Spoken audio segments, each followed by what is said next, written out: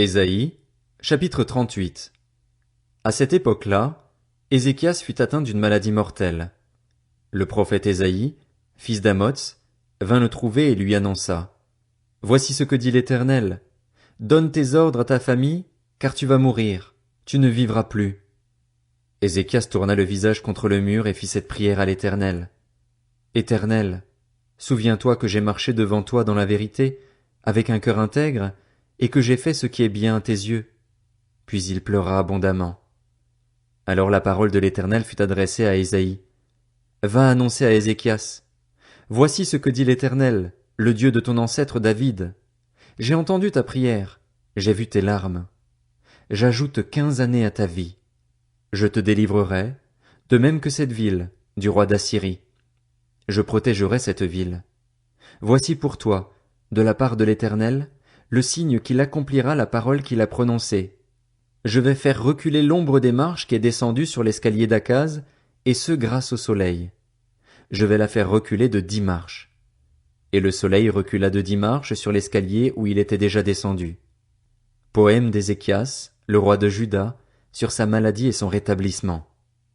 Je disais, au beau milieu de mon existence, je dois passer par les portes du séjour des morts. Je suis privé du reste de mes années.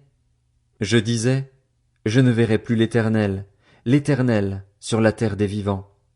Je ne pourrai plus regarder aucun homme en compagnie des habitants du monde. Mon habitation était enlevée et transportée loin de moi comme une tente de berger. Pareil à un tisserand, j'arrivais au bout du rouleau de ma vie. Il m'arrachait à la chaîne de tissage. Avant la nuit, tu en aurais fini avec moi. Je me suis retenu jusqu'au matin, mais pareil à un lion, il brisait tous mes os. Avant la nuit, tu m'aurais achevé. Je poussais des petits cris, telle une hirondelle en train de voltiger, je gémissais comme une colombe. Mes yeux se levaient, épuisés, vers le ciel. Seigneur, je suis accablé, porte-toi garant pour moi. Que dire? Il m'a parlé, et c'est lui-même qui a agi. Je marcherai humblement jusqu'au terme de mes années, à cause de l'amertume dont j'ai fait preuve. Seigneur, c'est par tes bontés que l'on vit, c'est grâce à elles que j'ai encore un souffle de vie. Tu m'as restauré, tu m'as fait revivre. Mon amertume même s'est changée en bien-être. Tu m'as aimé au point de me retirer de la fosse de la destruction, car tu as jeté derrière toi tous mes péchés. Ce n'est pas le séjour des morts qui te célébrera, ce n'est pas la mort qui te louera. Ceux qui sont descendus dans la tombe n'espèrent plus en ta fidélité. C'est le vivant, oui, c'est le vivant qui te célèbre, comme moi aujourd'hui, et c'est le Père qui fait connaître ta fidélité à ses enfants. Éternel, puisque tu m'as sauvé, nous ferons résonner les cordes de nos instruments tous les jours de notre vie, près de la maison de l'Éternel. Ésaïe avait dit qu'on apporte un gâteau aux figues, qu'on l'étale sur l'ulcère et Ézéchias vivra. Quant à Ézéchias, il avait dit, quel est le signe que je pourrais monter à la maison de l'Éternel? Ésaïe, chapitre 39. À la même époque, le roi de Babylone Mérodach-Baladan, fils de Baladan, envoya une lettre et un cadeau à Ézéchias, car il avait appris sa maladie et son rétablissement. Cela réjouit tant Ézéchias qu'il montra aux envoyés tous les endroits où étaient ses objets de valeur, l'argent et l'or, les aromates et l'huile précieuse, tout son arsenal et tout ce qui se trouvait dans ses trésors. Ézéchias leur montra absolument tout dans son palais et sur tout son territoire. Le prophète Ésaïe vint ensuite trouver le roi Ézéchias et lui demanda « Qu'ont dit ces gens-là, et d'où sont-ils venus pour te voir ?» Ézéchias répondit « Ils sont venus d'un pays éloigné, de Babylone, pour me voir. » Ésaïe ajouta « Qu'ont-ils vu dans ton palais ?» Ézéchias répondit « Ils ont vu tout ce qu'il y a chez moi. Je leur ai montré absolument tout dans mes trésors. » Alors Ésaïe dit à Ézéchias « Écoute la parole de l'Éternel, le Maître de l'univers. Les jours viendront où l'on emportera à Babylone tout ce qu'il y a chez toi et que tes ancêtres ont accumulé jusqu'à aujourd'hui. Il n'en restera rien, dit l'Éternel. De plus, on prendra plusieurs de tes fils, de ceux qui sont issus de toi et dont tu es le père, pour faire d'eux des eunuques dans le palais du roi de Babylone. » Ézéchias répondit à Ésaïe, « La parole de l'Éternel, que tu viens de dire, est bonne. En effet, ajouta-t-il, il y aura paix et sécurité pendant ma vie. » Ésaïe, chapitre 40. Consolez, consolez mon peuple, dit votre Dieu. Parlez au cœur de Jérusalem, criez-lui que sa période de combat est terminée, que sa faute est expiée, qu'elle a reçu de l'Éternel le salaire de tous ses péchés. Une voix crie dans le désert, préparez le chemin de l'Éternel, faites une route bien droite pour notre Dieu dans les endroits arides. Toute vallée sera comblée, toute montagne et toute colline abaissée. Ce qui est tortueux sera redressé et les endroits rocailleux aplanis. Alors la gloire de l'Éternel sera révélée, et au même instant tout homme la verra. Oui, c'est l'Éternel qui l'affirme. Une voix a dit, proclame un message. Et j'ai répondu, que dois-je proclamer? Toute créature est comme l'herbe, et toute sa beauté comme la fleur des champs. L'herbe sèche et la fleur tombe quand le vent de l'Éternel souffle dessus.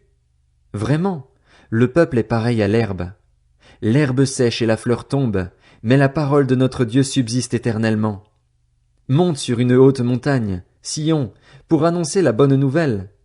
Élève avec force ta voix, Jérusalem, pour proclamer la bonne nouvelle. Élève ta voix, n'aie pas peur. Dis aux villes de Juda, voici votre Dieu. Le Seigneur, l'Éternel vient avec puissance, et son bras lui assure la souveraineté. Il a son salaire avec lui, et sa récompense est devant lui. Pareil à un berger, il s'occupera de son troupeau. Il prendra les agneaux dans ses bras et les portera contre sa poitrine. Il conduira les brebis qui allaitent. Qui a mesuré les océans dans le creux de sa main? Qui a fixé les dimensions du ciel dans une mesure et fait tenir toute la poussière de la terre dans un tiers de mesure? Qui a pesé les montagnes à la balance et les collines à la bascule? Qui a compris l'esprit de l'Éternel et quel homme a été son conseiller pour l'instruire? Avec qui a-t-il délibéré pour se laisser éclairer par lui?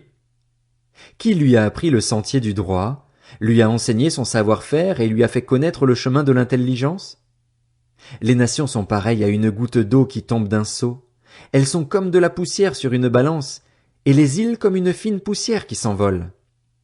Les forêts du Liban ne suffiraient pas à alimenter le feu de l'autel, et ces animaux seraient en nombre insuffisant pour l'holocauste.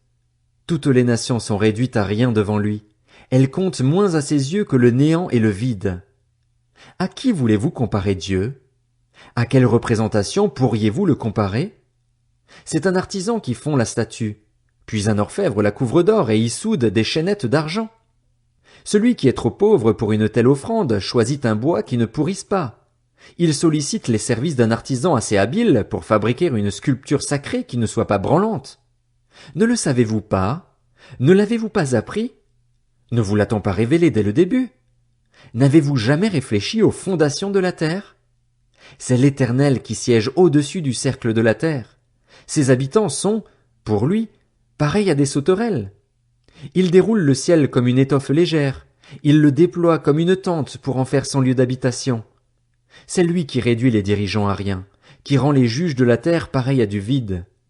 Ils ne sont même pas plantés, même pas semés. Leur tronc n'a pas encore développé de racines en terre qu'il souffle sur eux.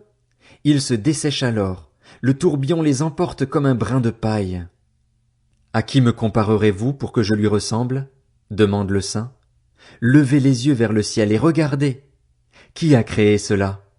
C'est celui qui fait sortir les corps célestes en bon ordre. Il les appelle tous par leur nom. Son pouvoir est si grand, sa force si puissante que pas un seul ne manque. Pourquoi dis-tu, Jacob, et pourquoi affirmes-tu, Israël? Ma situation échappe à l'Éternel, mon droit passe inaperçu de mon Dieu. Ne le sais-tu pas? Ne l'as-tu pas appris? C'est le Dieu d'éternité, l'Éternel, qui a créé les extrémités de la terre. Il ne se fatigue pas, il ne s'épuise pas. Son intelligence est impénétrable. Il donne de la force à celui qui est fatigué, et il multiplie les ressources de celui qui est à bout. Les adolescents se fatiguent et s'épuisent, les jeunes gens se mettent à trébucher, mais ceux qui comptent sur l'Éternel renouvellent leur force. Ils prennent leur envol comme les aigles, ils courent sans s'épuiser, ils marchent sans se fatiguer. Ésaïe, chapitre 41. Faites silence pour m'écouter. Que les peuples renouvellent leur force, qu'ils s'avancent pour parler. Approchons-nous ensemble pour le jugement. Qui a fait surgir de l'Est celui que la justice appelle à sa suite? Qui lui a livré des nations et soumis des rois? Qui a transformé leur épée en poussière et leur arc en un fétu de paille qui s'envole? Il s'est lancé à leur poursuite. Il circule en paix sur un sentier que ses pieds n'avaient jamais touché. Qui a accompli cela? Qui l'a mis en œuvre? C'est celui qui a convoqué les générations dès le commencement. C'est moi, l'Éternel, qui suis le premier, et je serai encore le même avec les générations à venir. Les îles le voient, et elles ont peur. Les extrémités de la terre tremblent. Ils s'approchent, ils viennent. Ils cèdent mutuellement et chacun dit à son frère, « Courage !» Le sculpteur encourage l'orfèvre. Celui qui travaille au marteau encourage celui qui frappe sur l'enclume. Il affirme que la soudure est bonne, puis il fixe l'idole avec des clous pour qu'elle ne soit pas branlante. Mais toi, Israël, tu es mon serviteur. Jacob, tu es celui que j'ai choisi, le descendant de mon ami Abraham. Je t'ai pris aux extrémités de la terre, je t'ai appelé d'une région lointaine et t'ai dit, tu es mon serviteur. Je t'ai choisi et ne te rejette pas. N'aie pas peur, car je suis moi-même avec toi.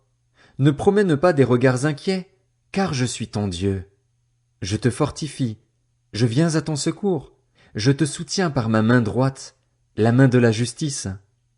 Ils seront couverts de honte et humiliés, tous ceux qui sont furieux contre toi. Ils seront réduits à rien, ils disparaîtront, ceux qui t'intentent un procès.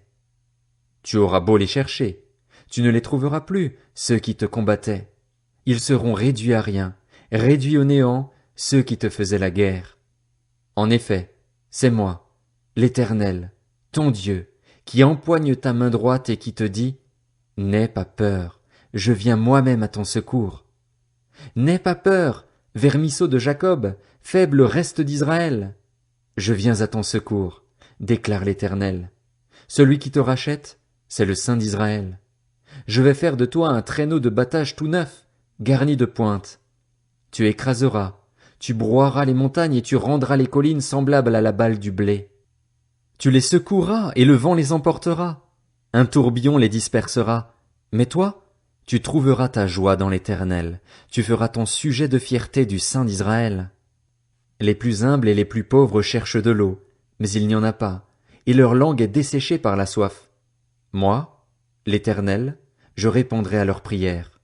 Moi, le Dieu d'Israël, je ne les abandonnerai pas. Je ferai jaillir des fleuves sur les collines et des sources au milieu des vallées. Je changerai le désert en étang et la terre aride en cours d'eau.